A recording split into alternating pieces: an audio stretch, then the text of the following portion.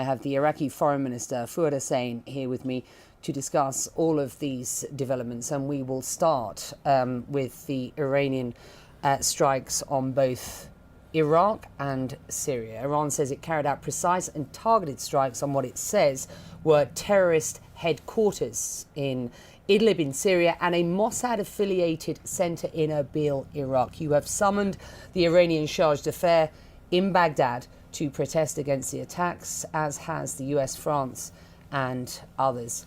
Were there Mossad-affiliated centres operating in Erbil? Of course not. Yesterday they attacked Arbil and they attacked civilian areas inside Arbil, and they attacked a house with and killed, I think, 4 people, and 6 people has been injured, and they are all Iraqi Kurds.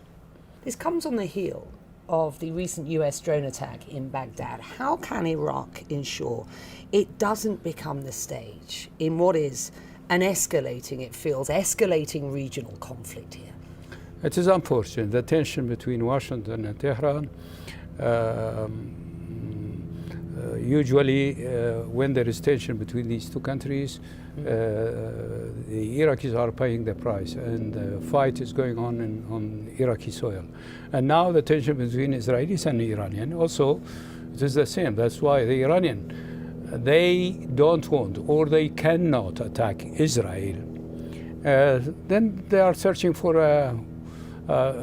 victims around them, so they are attacking Arbil. What can Iraq do at this point? What's your response? In the first place, we are condemning these attacks, and we consider it as an aggression and against international law, violation of international law. So we took various measures, and we are going also to Security Council in New York. What do you think the UN Security Council will achieve? I think there will be a huge support for Iraqi position against Iran.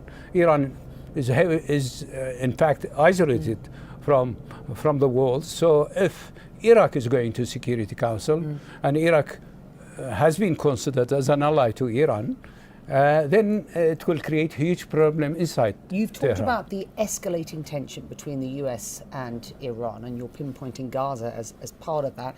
We've also been reporting on the attacks in the Red Sea and the US-led coalition's response to that. There is certainly a sense in the Gulf region and the wider Middle East, a real sense of frustration and concern about the Biden administration's position on what is going on. From many, they say, well, we know we've had calls for a ceasefire in Gaza, many who have said, what is the Biden administration's long-term plan for both Gaza and indeed for the wider region to really ensure that we don't see this wider escalation? Do you share those regional concerns and frustrations?